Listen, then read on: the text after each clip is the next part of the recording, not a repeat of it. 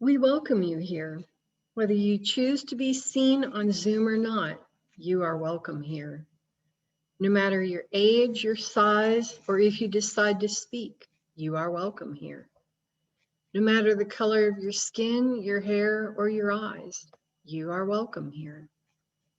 No matter whom you love or how your family is composed, you are welcome here. Whether your ability to contribute comes in the form of time, talent, or treasure, you are welcome here. No matter how you express your gender identity or whatever your abilities, you are welcome here. Whether you come with laughter in your heart or tears, you are welcome here. Come with an open mind, a loving heart, and willing hands, you are welcome here.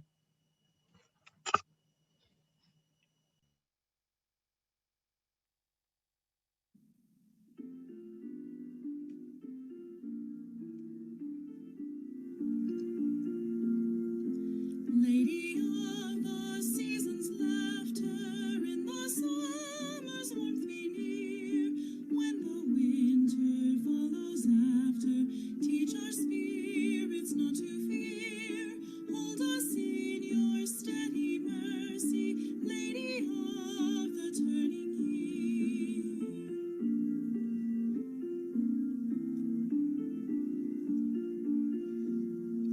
Sister of the evening starlight, in whose falling shadows stay, here among us till the far light of tomorrow's dawning ray. Hold us in your steady mercy, Lady of the turning day.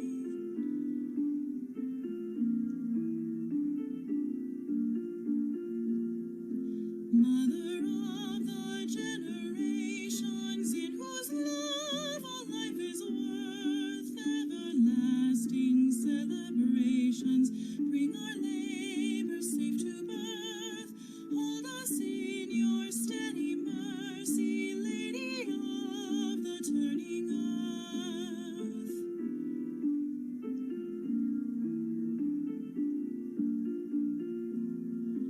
Goddess of all time's progression, stand with us when we engage, hands and hearts to end oppression, writing history's fairer page. Hold us in your steady mercy, Lady of the turning age.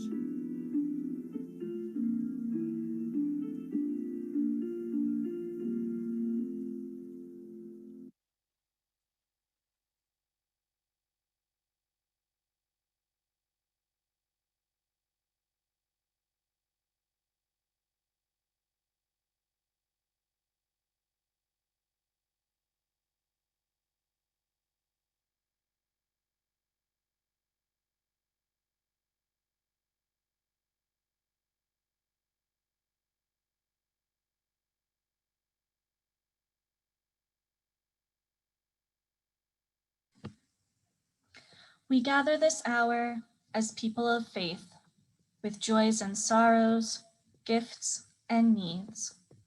We light this beacon of hope, sign of our quest for truth and meaning, in celebration of the life we share together.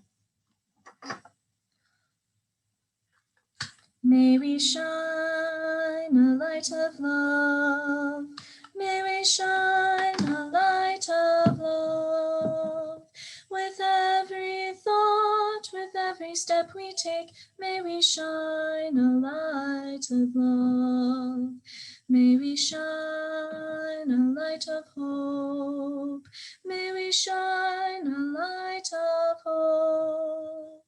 With every thought, with every step we take, may we shine a light of hope.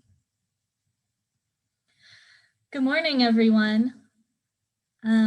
I'd like to thank all the families that came out last night for our family movie night.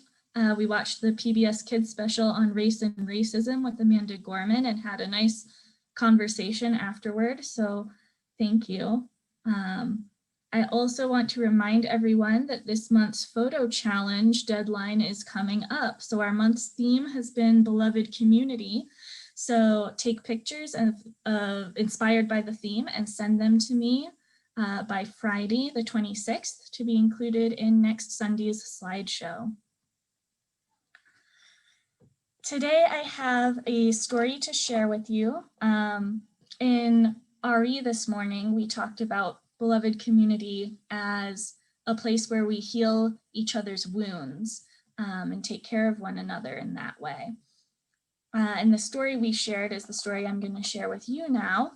It's called One, and it's about persevering in the face of bullying or other unpleasantness, other unfairness, injustice, and about how to move forward in love and acceptance after the fact.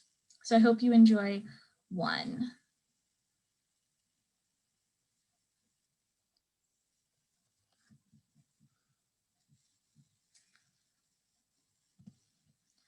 Blue was a quiet color. He enjoyed looking up at the sky, floating on the waves, and on days when he felt especially daring, splashing in rain puddles. Every once in a while, he wished he could be more sunny, like yellow, or bright like green, or regal like purple, or outgoing like orange. But overall, he liked being blue, except when he was with Red. Red was a hothead. He liked to pick on Blue. Red is a great color, he'd say. Red is hot and blue is not. Then Blue would feel bad about being blue. Sometimes Yellow comforted Blue. Blue is a very nice color, she'd say. But Yellow never said that in front of Red. She never said, "Stop picking on Blue." Green, purple, and orange thought Blue was nice too, but they never told Red to stop either. Every time Red said something mean and no one spoke up, he got bigger and bigger and bigger. Soon Red grew so big that everyone was afraid of him. No one dared stop him. Red picked on all the colors. And then everyone felt a little blue. Until One came. He had a different shape with bold strokes and square corners. He was funny. He made the colors laugh. Red saw this and got very hot. "Stop laughing," he told Yellow. "Stop laughing," he told Green. "Stop laughing," he told Purple and Orange. And they did. Red rolled up to One. "Stop laughing," he told him. But One stood up straight like an arrow and said, "No." Red was mad, but One wouldn't budge. So Red rolled away. One turned to the colors and said, "If someone is mean and picks on me, I, for one, stand up and say no." Then Yellow felt brave and said, "Me too." Green agreed and said, "Me 3." Then purple became 4 and orange became 5. Blue saw the colors change. He wanted to count. Red grew hot. He felt left out. He grew hotter and hotter and hotter. Red raced over to Blue and said what he always said. "Red is hot and blue is not." But this time, Blue stood up tall and became 6. "Red can be really hot," he said, "but blue can be super cool." Red blew a fuse and tried to roll over Blue. But everyone took a stand and said no. Seeing them standing tall made Red feel very, very, very small. Then Red turned even redder and began to roll away. Blue called out, "Can red be hot and blue be cool?" Red stopped in his tracks. "Red can count too," said Wine. Red rocked and rolled and turned into 7. "Everyone counts," they shouted. 1, 2, 3, 4, 5, 6, 7. Then Red laughed and joined the fun. Sometimes it just takes one. After I shared this story this morning in class, I asked our kids, what does that mean? Sometimes it just takes one. And everyone had a slightly different answer, and it was absolutely amazing to listen to. Someone said it just takes one person to stand up. Someone said it takes one team, like a group of people. And someone else said it just takes one word, one time saying no.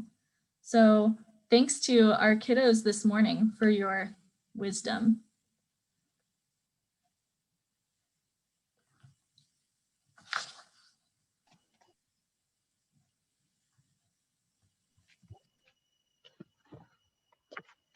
Once all villagers decided to pray for rain.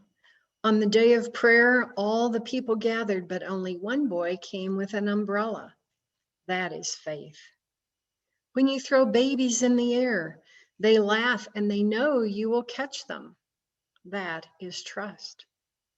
Every night we go to bed without any assurance of being alive in the next morning, but still we set the alarm to wake up. That is hope. We plan big things for tomorrow in despite of zero knowledge of the future. That is confidence. We see the world suffering, but still we get married and have children. That is love. An old man was wearing a shirt that said, "I'm not 80 years old. I am sweet 16 with 64 years of experience." That is attitude. Faith, trust, hope, confidence, love, and attitude. That's a nice way to start a day. Author unknown.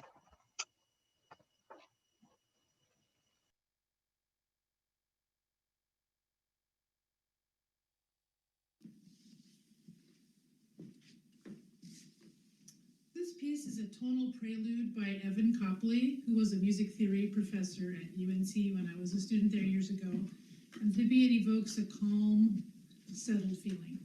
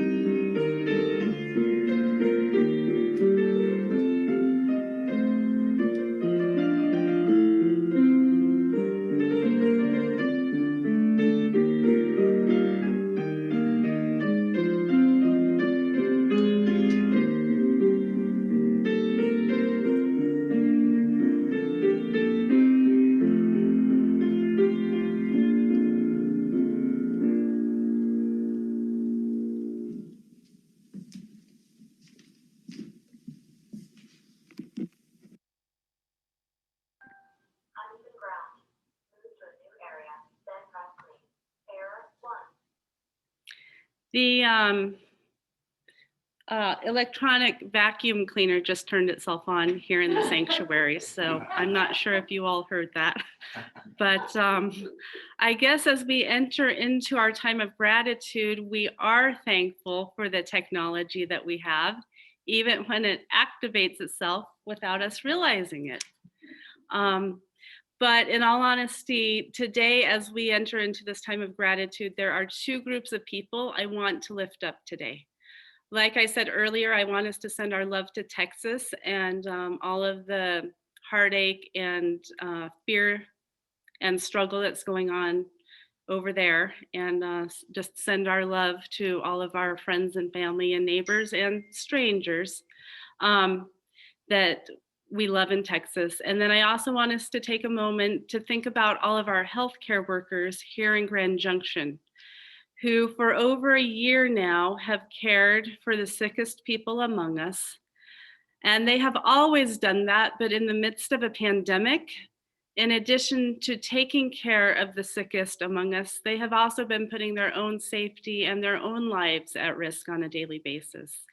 And when all of this started about a year ago, in the beginning, we would all go out and howl as a thank you to all of the hard work that our EMTs and our emergency workers and our healthcare workers were doing for us. But it's almost a year later and we're not howling anymore.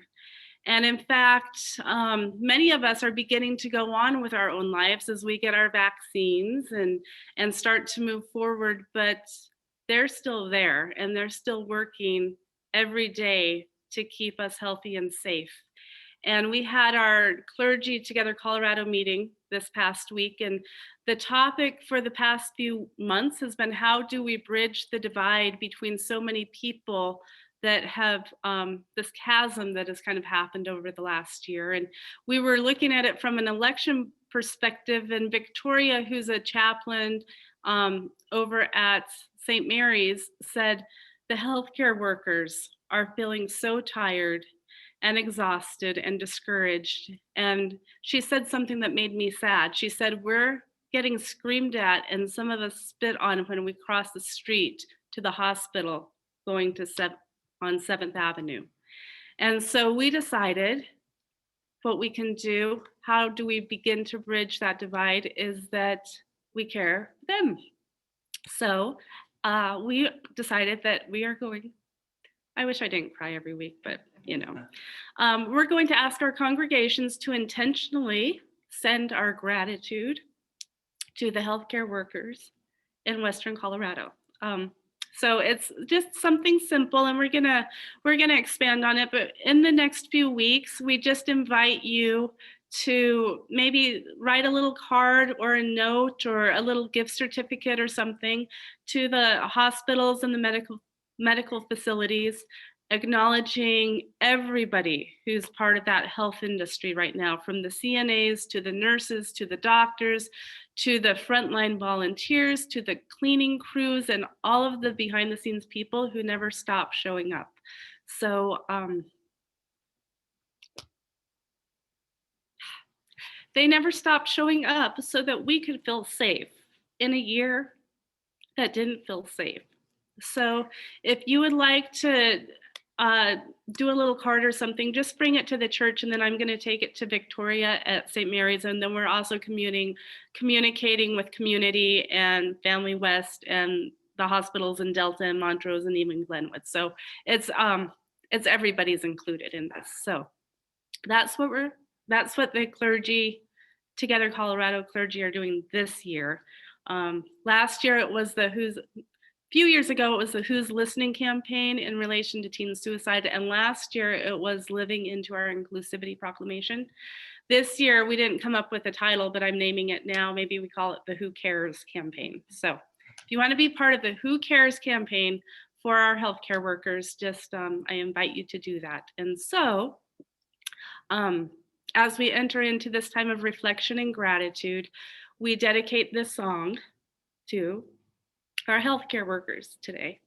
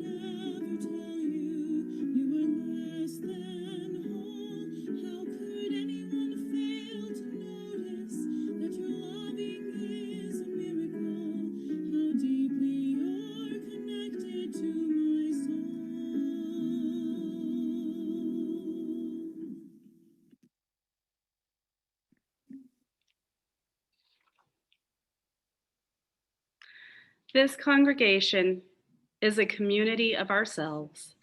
Its energy and resources are our energy and resources. Its wealth is what we share. As we contribute to its life, we affirm our lives within it. From you I receive, to you I give. Together we share, and from this we live. From you I receive, to you I give. Together we share, and from this we live.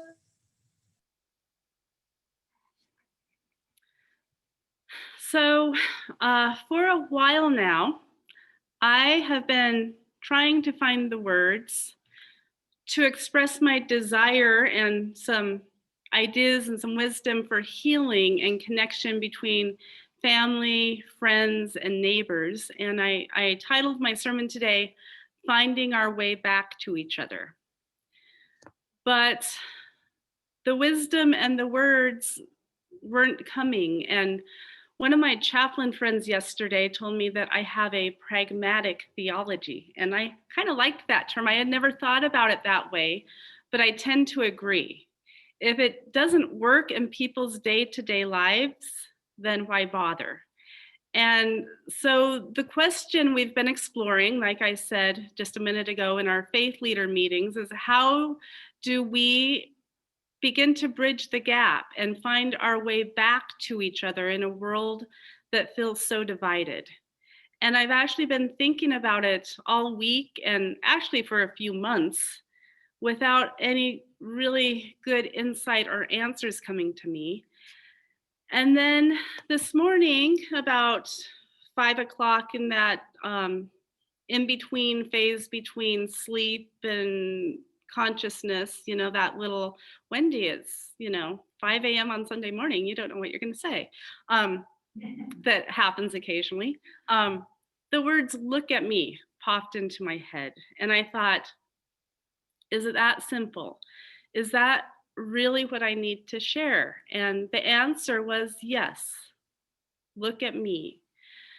So I'm going to share the beginning part of one of my very first sermons that I ever wrote almost 20 years ago now.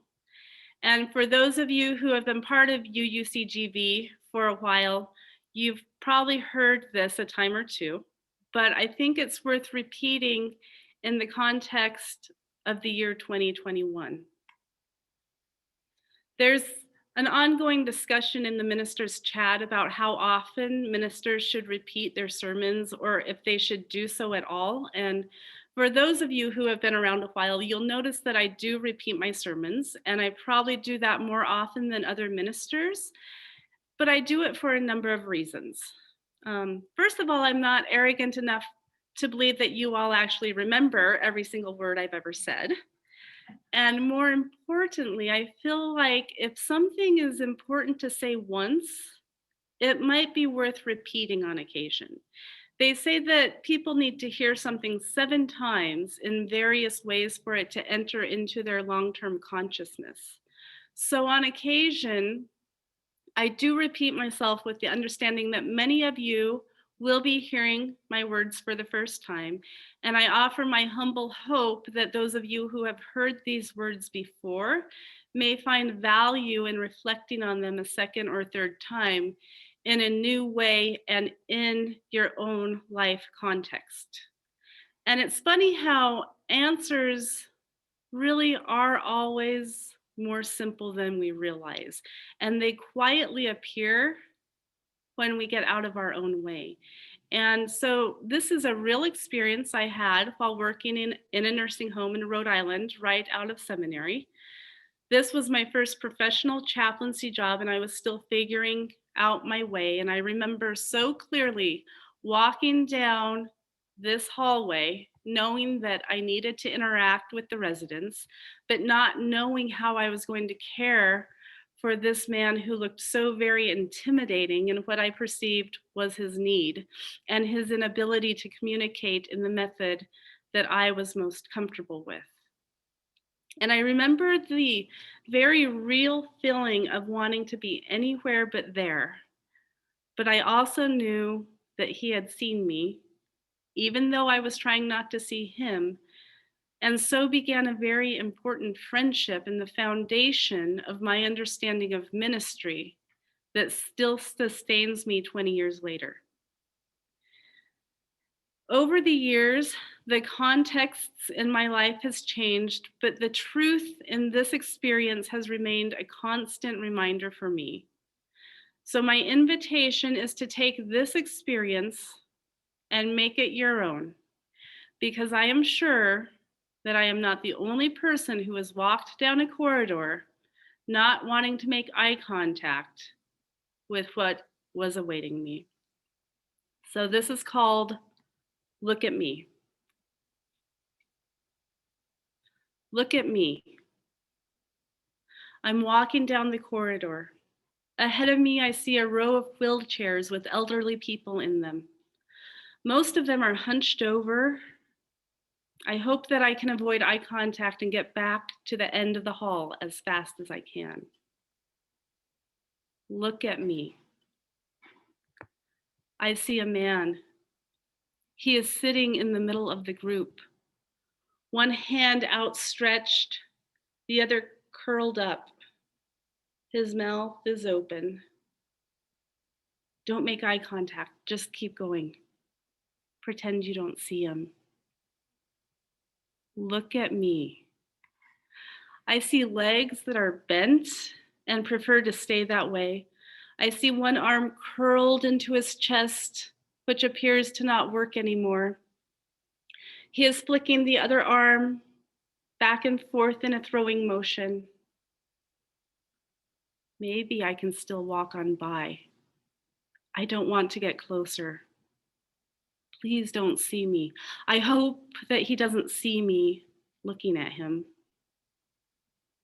Look at me. Darn. I made eye contact, he saw me. Now I can't just walk away. With his good hand, he waves me over. Grudgingly, I walk closer to him. I don't like this. I don't feel comfortable with this. What am I going to say to this crippled person? Look at me. Right now, I am in front of him. I see an open mouth with drool coming out of it. I see a mouth with no teeth. I see exactly the person who I don't want to be and hope to never become. Look at me. I look a little closer. I see blue eyes. Beautiful blue eyes. Eyes that I realize still have a spark in them. Eyes that can see me, trying not to see him. He takes my hand. Can you take me back to my room? He barely whispers. Oh no, I don't want to take this man to his room. I don't know what to do. What if he needs some type of help? Look at me. We get back to his room. At least now I can divert my attention away from him and look at the walls. It's just the two of us, and I see a wall full of pictures. I see a wall with medals hanging in a beautiful golden frame. Next to the medals, I see a photograph of a younger version of this man shaking hands with President Reagan. I look again. Could this be the same person? Look at me.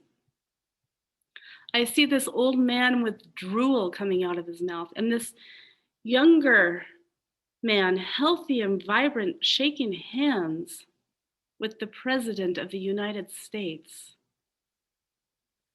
Look at me.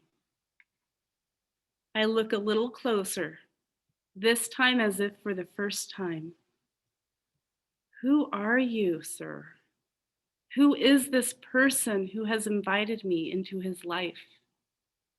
Who is this person I was hoping would never notice me and I was trying so hard not to notice. Who is this old man who I had been willing to write off because of my own fears and stereotypes? Look at me. Now I look at him. What do I see? I see an old body. I see wise blue eyes that sometimes are filled with clarity and sometimes vacant with confusion. I see a story.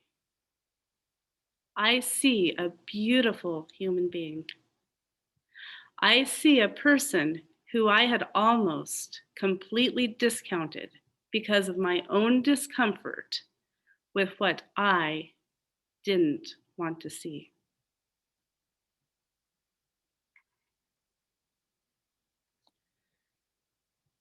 So today and all week, I've wanted to get into a deep theological concept about compassion and forgiveness and empathy and connection. And I was looking into Buddhism and the heart of compassion and the 37 verses on the practice of bodhisattva and reading autobiographies about Rinpoche. And I've been wanting to take us back to theology. But the words weren't coming today because the only images that were in my mind were images of Texas. And all I have been able to imagine this week is just how scary it must be to be in Texas right now. To know how cold it gets here in Grand Junction, and then to imagine not having any warm clothes in the house, not having your water pipe burst and then freeze, and having no heat or water and having nowhere to go because everywhere else within hundreds of miles is experiencing the same conditions. And I realized this week, we need each other. We just need each other. The Lone Ranger approach doesn't work in this world anymore, and maybe it never did.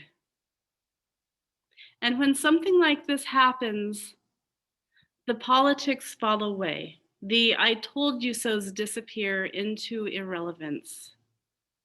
It becomes, I see you. What do you need? How can I help? A few weeks ago, I talked about Martin Buber's I thou concept of seeing the holy divine in everything and everyone around us. The I thou doesn't just work for the people we agree with, for the people who deserve compassion, or the people we know and already care about. The I thou is for everybody. Because it's not about them, it's about us and how we see the world. And we have no control how other people see the world, because as human beings, how other people are seeing the world isn't our concern. We don't have control over how other people see us or what they are going to project onto us. That's their journey between the I, thou, and the I, it. That's their own look at me experience. For now, we send help. We say, we see you. We say, we have your back. Not because you deserve it, but because you need it. And ultimately, that's all that matters. And so, my answers did come to me this week. Not in the way I was expecting or in a deep intellectual theology, but through a very pragmatic understanding that the way back to each other is simply through looking at and truly seeing one another again. If you have somebody in your life who you have been estranged from or have been feeling disconnected from? Let me ask you, when was the last time you really looked at that person and saw in him or her the divine being they really are? I know there have been some people in my life who I really haven't looked at and seen for a few years. And I realized that this week that's where I start. This is my new beginning, to practice the words of wisdom I gave myself 18 years ago. Just look and see. And that's what we get to ask ourselves this week. Are we truly looking and seeing people? Are we doing everything we can to treat them as the divine holy beings they are? If not, what do we need to change in ourselves to be able to see the other through genuine eyes of compassion? That's our work to do. And it has nothing to do with them. Nothing. And that's the key. True compassion and love is unconditional, without condition. So how do we find our way back to one another? I think we start with truly seeing. Look at me.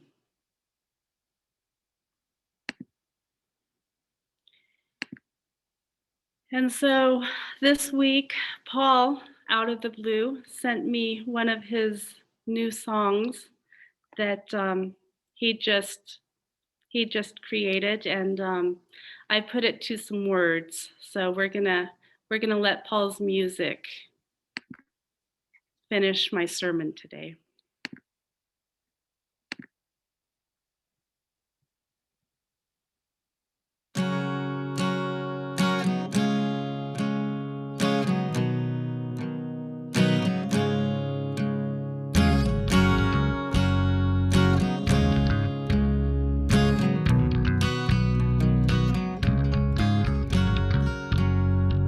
Break down doors, learn to give back, keep rolling forward and never look back.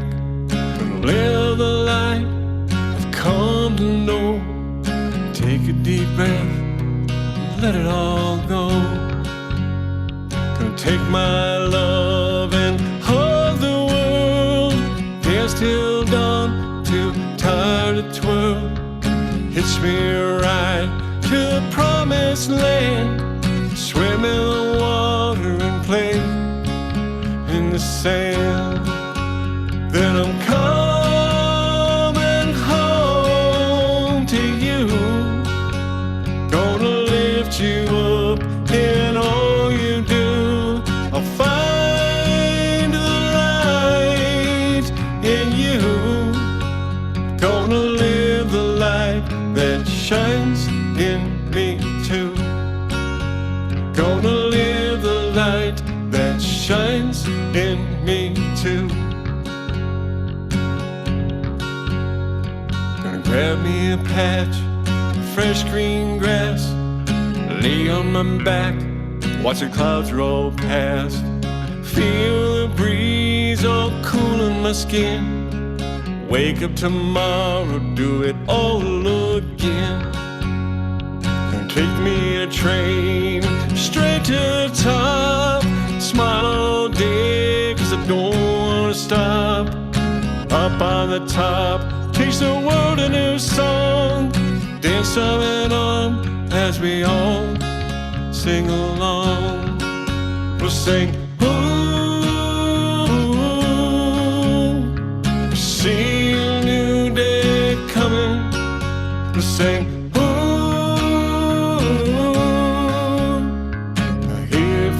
water's running, and I'm coming home.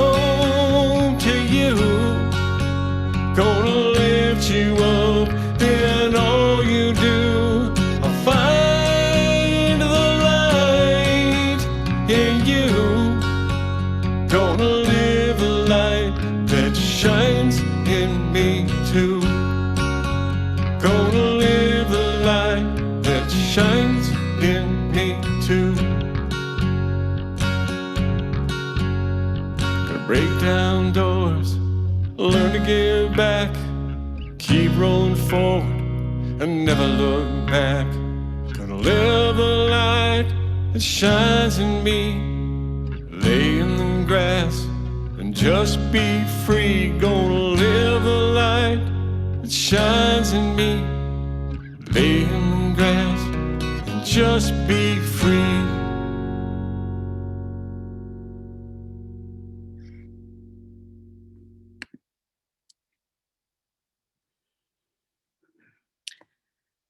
So I'm going to allow us to unmute ourselves. And I'm just going to open it up a little bit of conversation to invite you to reflect on what I said. And do you have your own look at me experience recently, you know, ever in your life? But more importantly, I think maybe have you had any insights or ahas in the last year that have helped you become a better person?